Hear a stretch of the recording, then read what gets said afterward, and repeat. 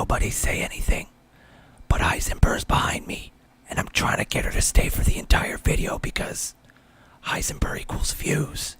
Before I get into this week's Raw reactions, be sure to check out ProWrestlingTees.com/FTITM for all the latest first thing in the morning gear that you all really need in your lives. Also, I recently shot a really funny Q&A with my mom. You guys should go check it out. I'll put a link in the description. It's hilarious. Now without further ado, my name is Eric. Welcome to Raw Reactions, first thing in the morning. You got the world on its knees. You're taking all that you please. You want more. The show kicks off this week. I'm just kidding, I won't do it because somebody back there complained about me whispering. So now, I'm gonna talk louder than I normally do. That'll teach you. The show kicks off this week!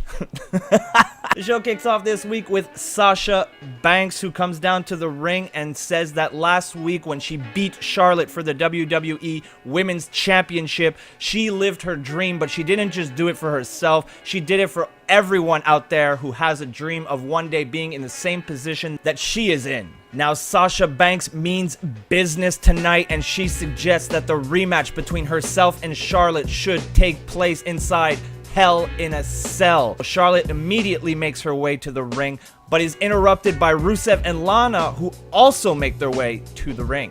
Now, Rusev says that nobody cares about the Women's Revolution or their Hell in a Cell match. Charlotte then snatches the mic from Rusev and says that nobody disrespects the Queen. Now, with the mic in hand, Charlotte goes on to accept Sasha Banks' challenge, so it looks like we're getting our first ever female Hell in a Cell match between Charlotte and Sasha. Somebody is probably going to die. Rusev takes the mic away from Charlotte and claims that this ring belongs to him and what he says goes, and that the ladies should fall in line. Sasha Banks, she's had enough, and she swats the mic out of Rusev's hand. Lana tries to start talking some smack, but she's immediately shoved down to the mat by both Charlotte and Sasha Banks. Rusev is pretty pissed about this, but he eats a double drop kick from Charlotte and Sasha Banks for his efforts. At this point, Roman Reigns makes his way down to the ring, but Rusev decides he has no time for the big dog and makes his way to the back. This was probably Reigns' best promo of his entire career because he didn't say anything. Our first match this evening was between Cesaro and Kofi Kingston. Now, this was a decent match. You had Sheamus on the outside on Tinder, swiping right like there was no tomorrow until Xavier Woods and Big E got in his face. Now, inside the ring, Cesaro had Kofi ready for the big swing, but got distracted by all the action outside, which let Kofi roll him up for the 1-2-3 and the win. Up next, we got Bayley versus Cammy Fields. I didn't even really bother remembering her name, so I had to look at my notes. What do you want me to say? It was a squash match, but not really, because the jobber had more offense than Bayley did. How do you want to build stars if your most popular female has trouble beating someone who is completely unknown? In the end, Bayley hit the Bayley to belly to pick up the win over the girl whose name I don't care to remember. After the match, Dana Brooke attacked Bayley from behind, so at least Bayley seems to be moving up from jobber to somebody who should still be down in NXT. Up next, we got our first cruiserweight match for the evening between Tony Nese and Drew Gulak versus Lince Dorado and Sin Cara. Now, this was a pretty good match. I feel like the cruiserweights are still the best part of Monday Night Raw. Both teams performed well together, and I like to see the inclusion of Sin Cara here. I feel like his inclusion in the cruiserweight division was a perfect move for him, because honestly, he wasn't doing fuck all. Now, in the end, it was Lince Dorado hitting a textbook shooting star press to pick up the win for his team. Up next, we got that fucker Mick Foley coming out to the ring to address Hell in a Cell. Now, first of all, he accepts Sasha Banks' request, so we are in fact getting Charlotte versus Sasha Banks inside Hell in a Cell for the WWE Women's Championship. Foley then announces that Seth Rollins will be getting yet another title shot despite losing all the fucking time. But, you know, Whatever. You lose, you get a title shot. That makes complete fucking sense. Now at this point, Kevin Owens has heard enough, and rightfully so. The agenda Foley has against him is absolutely disgusting, and Kevin Owens is coming out to address it. Now his first order of business is to let Foley know that giving Rollins yet another title shot, despite him blowing all his other chances, is his stupidest decision up to date. Fact. Now, Owens has a very good reason for not wanting to be inside Hell in a Cell with Seth Rollins. Owens wants a long, successful career, and he doesn't want to become another washed-up general manager like Mick Foley. More facts. Now, Jericho brings up an excellent point here and says that Foley is just doing all of this because he never liked Chris Jericho, and now he's taking it out on his best friend, Kevin Owens. Well, look at that. What do we have here? Facts. Now, Stephanie McMahon, or as I like to call her now, that filthy traitor, turns on Kevin Owens and agrees with everything that Foley said. Steph, I've been praising you for weeks, but now that time is over. You're nothing but a coward and a traitor, and I don't like you very much right now.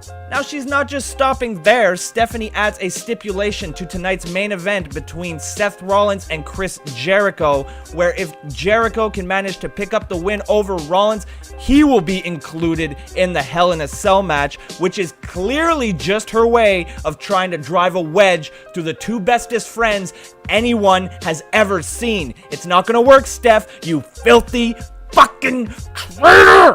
We then go backstage to get Seth Rollins' reaction to everything that just transpired, and my god, the guy is fucking delusional. First of all, he says he's gonna beat Chris Jericho tonight in the main event, making it a one-on-one match between himself and Kevin Owens, and then he goes on to say that he's gonna beat Kevin Owens inside Hell in a Cell and take his title. Oh, Seth, you poor, delusional, whiny, sandy vaginaed bastard. I don't like him very much. Up next, we got Curtis Axel and Bo Dallas versus Tweedledee and Twiddle Dumbass, also known as Enzo and Cass. Now, thankfully, the club came out before the match could even start and beat the holy hell out of Enzo and Cass, hitting the boot of doom on Enzo and then following that up with the magic killer on Cass. Now, after the utter destruction of Enzo and Cass, Curtis Axel is pissed. He wanted to compete on Raw tonight, and he demands that they send out another team so that Bo Dallas and Curtis Axel can kick their ass. But be careful what you wish for, Curtis, because they got Sami Zayn and Neville. Yeah. I didn't pay attention to this match whatsoever because tonight was my fantasy hockey league draft, and I had to really be focused and pick the right players because I'm the only Canadian in a group of Americans, and if I don't win this pool, they're gonna kick me out of Canada. It was very important that I focused, but I did manage to catch the finish. It was Sami Zayn and Neville picking up the win thanks to a haluva kick followed by a red arrow. So that part of the match was cool. Up next, we had R-Truth versus Titus O'Neil. Who the fuck cares? Oh good, it's my favorite part of the week. We get to watch Braun Strowman kill somebody. But this week, we got a bonus because he got to kill two guys who call themselves the Splash Brothers, and honestly, they look like they've been splashing around in a bath full of acid. Don't believe me? Take a look.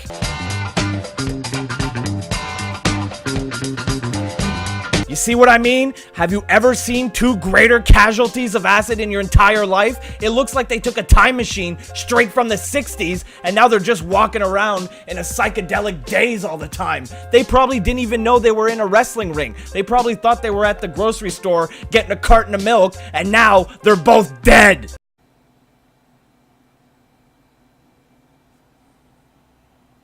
All the women in my life always leave me.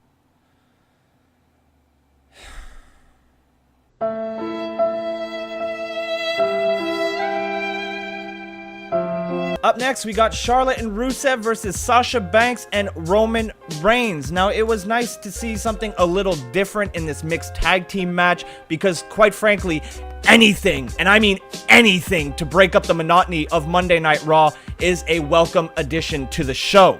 Now, Reigns and Sasha Banks controlled the early part of this match, and quite frankly, they worked pretty well together as a team. That is, until the dreaded commercial break of doom. Of course, as always, something happened during the commercial break to give Rusev and Charlotte the upper hand, but why show us that? That's just part of the wrestling match, and who the hell watches Raw for wrestling anyway? Idiots. Now, eventually, though, Reigns did make it to his corner to tag in Sasha Banks, who came in like a bat out of hell and took the fight right to Charlotte, completely reversing the momentum in the match. And in the end, it was Sasha Banks locking in the Banks statement and Roman Reigns taking out Rusev with a spear to pick up the win for Roman Reigns and Sasha Banks. Up next, we got Paul Heyman, who is here to address what Bill Golberg told the coach last week on ESPN. Now, Heyman basically took the scenic route to say that Brock Lesnar challenges Bill Golberg to a fight anywhere, anytime, any place. Oh, yay, we're gonna get a rematch of WrestleMania 22, except both guys are older and Goldberg hasn't been in a ring in over a decade. What could possibly go wrong? Up next, we got another cruiserweight match between TJ Perkins and Daivari. Now, I felt that for the time that these two got, they put on a pretty good match. TJ Perkins is quickly becoming one of my favorite superstars on the entire roster, not just in the cruiserweights, and a large part of that has to do with his awesome, and I mean awesome, video game inspired entrance music. Now, I also really enjoyed Kendrick on commentary. He did what you are supposed to do when you're on commentary. He advanced the feud. He gave the reasons for why he's been attacking TJ Perkins, why he cheap shots him, and I just felt like he did an excellent job here on commentary. Now, in the end, it was my boy TJP locking in a submission and picking up the win over Daivari. Now, we're almost at the main event, but before we get there, the WWE announces that Bill Golberg will be live on Raw next week to address Brock Lesnar's challenge. I mean, you know, the NFL is still going to completely murder WWE in the ratings, but, you know, at least they're trying. And now on to the main event between Chris Jericho and Seth Rollins. Now remember, if Jericho picks up the win here, he will be included in the Hell in a Cell match for the Universal title. Now, Rollins completely dominated Jericho early on, so much so that Kevin Owens had to come out. Not to interfere in the match, that's not Kevin Owens' style, but to just check on his best friend, Chris Jericho. He doesn't want him to get hurt. Completely acceptable behavior by Kevin Owens. Now, I suppose you could say that Kevin Owens coming out to ringside distracted Seth Rollins, and Chris Jericho did take advantage of this to shift momentum in the match, but that's what you say if you subscribe to the conspiracy. There's absolutely nothing wrong with someone checking on their best friend, and really, the one who's at fault here is Seth Rollins for not keeping his head in the game. A true professional is never distracted. Now, one part of this match that I did really like was that Jericho focused a large amount of his offense on the injured ribs of Seth Rollins, which, hot damn, that actually makes sense. There must have been a SmackDown writer who was just hanging out backstage at Raw, and he slipped in a little bit of his own content, because nobody knows what the fuck they're doing on that goddamn Raw writing staff. Nobody. Both men fought it out back and forth throughout the entire match, but in the end, it was that sneaky Seth Rollins rolling up Chris Jericho and picking up the win, so the Hell in a Cell match will in fact be a one-on-one Seth Rollins versus Kevin Owens. Now, speaking of Owens, after the match, he made sure that Rollins paid for all the cheap shots he took on Kevin Owens, without provocation, by the way, and he proceeded to beat the holy hell out of Seth Rollins. Now, Kevin Owens, being the generous, kind-hearted guy that he is, he left the ring and decided to give Jericho a chance to get some retribution on Rollins. Unfortunately for Jericho, he's not Kevin Owens, and he got his ass kicked, getting laid out in the middle of the ring with a pedigree from Seth Rollins. And that's how Raw went off the air this week. So there you have it, guys, my Raw reactions for the week. Once again, I felt the show was pretty average, but better than what we got a couple weeks ago. So you know what? Baby steps, very, very slowly. Maybe one day Raw will be good again. But let us not hold our breath, because we'll all die. If you enjoyed this video, hit that like button. If you want to join the Broski Club, hit that subscribe button. Go follow me on Twitter at MTLBroski for all the latest first thing in the morning news. Check out my Pro Wrestling Tees store at prowrestlingtees.com/FTITM. And be sure to check out my...